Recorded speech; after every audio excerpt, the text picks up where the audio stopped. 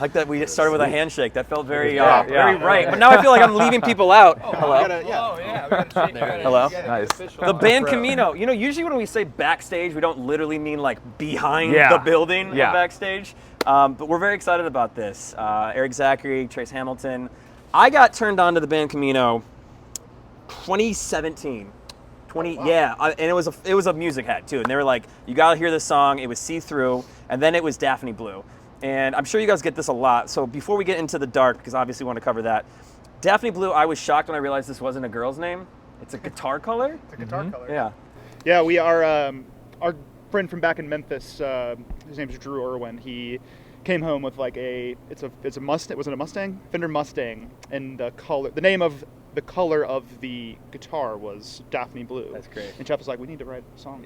So my question is like, are there any other titles of songs you guys have created that are not? Because I thought it was like a cologne or perfume or something that had to do with, like Black Jeans and Daphne Blue. It's like, all right, it smells good, something like that. Right. Is there any other like objectively wrong? Easter eggs, roses aren't like about that? roses. Yeah. Or, Yeah, it's like Roses is a pet name or something like that. I don't, That's pretty literal. Okay. That's pretty straight up. Yeah. Gotcha. Fair enough. We've talked about like the dark the entire way here. Obviously, Screaming in the Dark tour is what we're on right now.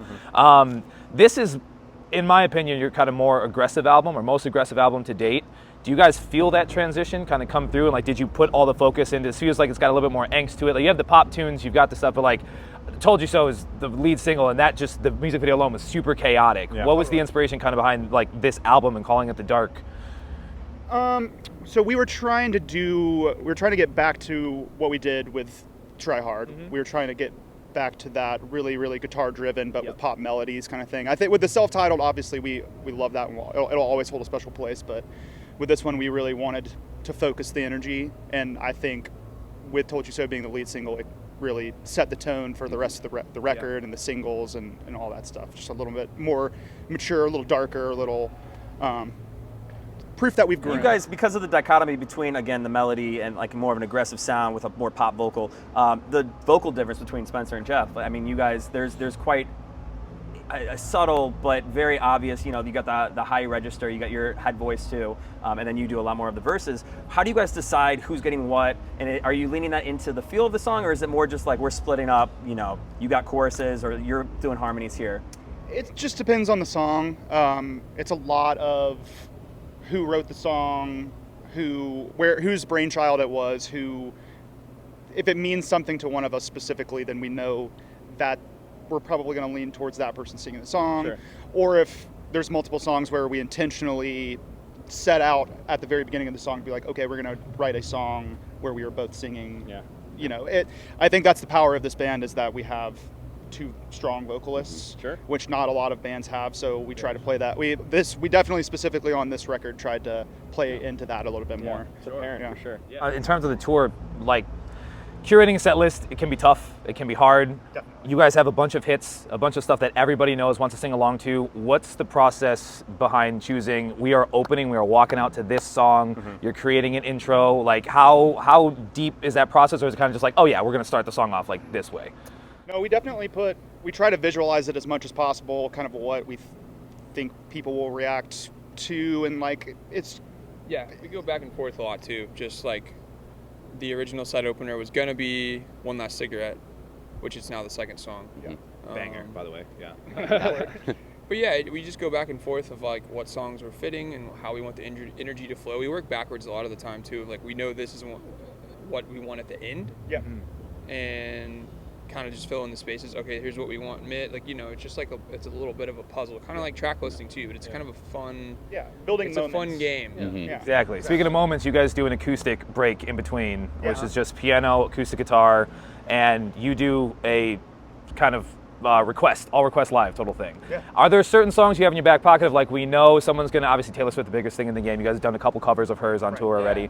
Do you have those ahead of time, or is there ever a song that you're like, oh wait, that's a good one, let's play that one? Yeah, there's definitely been situations where we've seen one, we're like, man, we didn't practice this, but I think that we could probably give it a go. We've done some winging it, and sometimes it's Sometimes it works. yeah, sometimes it's we've nailed it, and sometimes we're like, hey, we kind of know this, so help us out, and it's been really fun, honestly. I love the snippets too, you guys. Like, we don't have to do the whole song. Right. If you had to look at each other, I see it exactly. Like, you get the chorus, that's all you need. Yeah. Going off crowd reaction and playing to the crowd too, obviously the Dark's out now, but prior to it coming out, you put singles out ahead of time. What's a song that like a crowd shocked you with, like, oh, we didn't think they would know that yet, or they know all the words to this, and this wasn't something that like was released other than us just playing live? Right. Afraid I of mean, the Dark? I was gonna say the first show we opened with Afraid of the Dark on this tour, and the first show out, it was like they all know it. Like, they all know this. Wow, yeah. Okay, cool. We've opened with new songs before, and it's always kind of, we reverted back to opening with the old songs because the fan base knows those, and we can count on those songs to always be, Set the tone. the tone. So, opening with a song that just came out is just a risk. You don't know how it's going to go over live. Sure. And it's been great. I think we Turns got that out one they right. listened to the album. Yeah. Incredible. Isn't that nice? I'm very excited because I haven't seen the show yet. Trace went to the Chicago show. I did, To do I due did. diligence. Yeah. And all that he told me is like, okay, obviously they're going to sound incredible. The production's amazing. He did say the drums, like, he was blown away by how big the kit sounds. Awesome. I don't yet. Can you elaborate on that? This is just for me, my own Let's get personal techie kind of with it. music Let's get nerd, techie with because it. they sound so big in the room. I saw you guys at Aragon Ballroom, obviously, and like that room is notoriously either really good sounding or terrible, depending on There's no in how between everything is there. mic'd and how where the tracks are and what everything's going on. So, what do you have any tips or tricks, or like is it just kind of it? Tips or tricks, find you a great front of house. There you go. Michael Meckling, I mean, I can tune a drum no problem. They sound good on stage, but as soon as he fixes them up, puts them through the PA, they're the biggest drums. I mean, he's the man. Yeah. Thank you, Michael. Going off of that too, the other thing you warned me about, not warned, but encouraged me to check out is how neon and glow in the dark the set is. I haven't seen it. I've been staying away from socials. I want to be surprised tonight. Dope.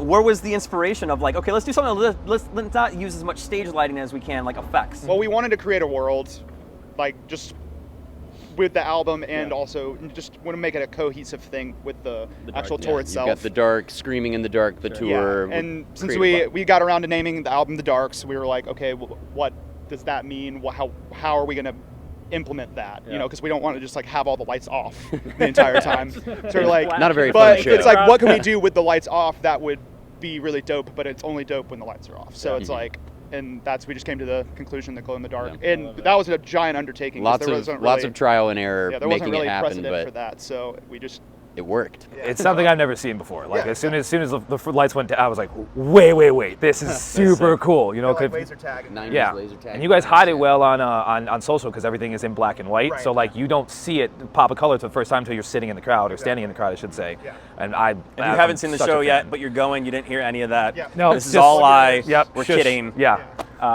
I don't want to steal Trace's question, but I know this is one of your favorite to ask What? about the set list. Oh yeah. So set list. I'm a musician as well, and my band does a bunch of different songs. And like you guys are on tour, it's a grind. Not to see you guys have a very energetic fan base, and the show seems like a lot of fun. But there can be some times where like you just feel a disconnect with the crowd, or you're just run down. Maybe you're there's feeling a lull, bad. Yeah, you're exactly. in night 3, What is the song in the set? And I want to ask each of you individually. What is the song in the set that you're like, okay, this is where I kind of lock back in. This is where I come back to life and kind of finish the set strong. That's a good question.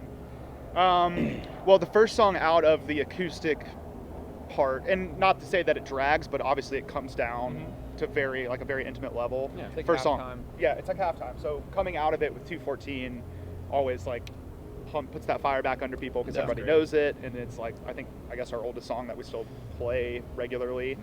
So it's just a good way to get it back rolling into the back half of the set.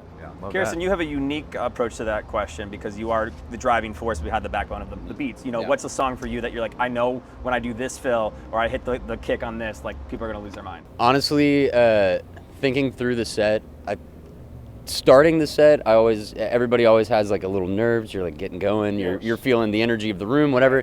3-month Hangover is in the perfect spot in the set where I'm like, okay, I'm tired, but if I push through this one, I know I'm good for the rest of the set. Yeah. And so like after I play that song, it's like, whoo, all right, and then then I have the, it could be 5 minutes, it could be a 20-minute acoustic set to go sit and do nothing, have an alcoholic beverage, whatever. So the break is always nice. But how about you?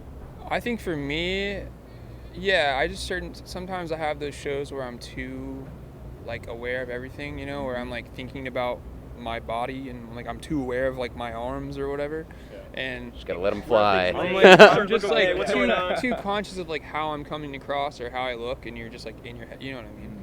So I think for me, honestly, the acoustic set gets me back. Like, it's so simple, and it's just like singing and the crowd, and we're like, it's like completely like requests. We're talking to the crowd. There's no like wall. There's no barrier, and I feel like that part for me always kind of like, it's like, oh yeah, here's what we're doing. We're playing songs to people. It's not that deep. Like, we're having fun. They are here to sing along. Yeah. We'll play some obscure whatever song or like an older song, and it's just like crowd screaming it back at you. I think like if I'm having like a weird first half of the show, usually when we've gotten to that point, I'm like, oh yeah, it's like a very like It centers you. it's like it's good for my soul or something. I don't know. It just like it scratches that itch of like, wow, this is like simple in like the best way.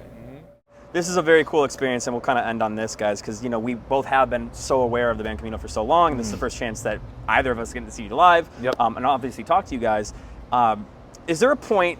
And I'm not asking for like a rock star, like, yeah, we made it moment, but like a moment where you're like, okay, it's registering with just more than that music heady person that's on the internet. I can give you an example of when I realized people started to know about the Band Camino. I would ask Alexa to play the Band Camino, and shout out to Camino, great artist, but would play Camino. Now she knows, okay, you mean the Band Camino. Yeah. There was that moment. What was the moment for you guys where you're like, okay, things are there? I think for me, it was when we were able to move up to Nashville and financially support ourselves fully. I love that. That was definitely, I guess it wasn't really like a moment, but Oh, that's a huge it was like a moment. conglomeration of moments. So that was, I think for me, when I was like, okay, this isn't just like a hobby anymore. This is really like what we can do for the rest of our lives. Yeah, for me it was definitely the day I called my mom and I was like, I think I'm gonna go full-time music and it's gonna work. Like, I don't know. Yeah, we'll she see. didn't freak We'll out. find out. Yeah, no. Yeah. She was very both of my parents are unbelievably supportive. But yeah, the day I was like, I'm getting paid to play music. Mom, that's pretty cool. Sick. You know, It was so always on the back burner for so long. And that was what I had always wanted to do. I know that's what all of us have always wanted to do. So that was a big day. But I don't know specifics. I feel like it happens to me all the time still. I'm just like, whoa, we're here. There's little moments constantly happening. Constantly. A lot on this tour specifically, just this tour's been, it's like been a pinch myself 5 weeks, like every day. Mm-hmm. So Well, we are excited to see it. Screaming in the Dark tonight. Amazing. The Band Camino backstage, literally. I didn't even say where we are. Louisville. Gotta shout it out. Yeah. Louisville, yeah. Did you say it right? I'm sorry. Do you say it right? Louisville. I'm not doing this again. The locals are like Louisville, like it's yeah. But if you say Louisville, anything close. This is doesn't giving matter. me a headache. We're here. Guys, thank you so much. I Yes. appreciate you guys taking the time. thanks, y'all. Cool.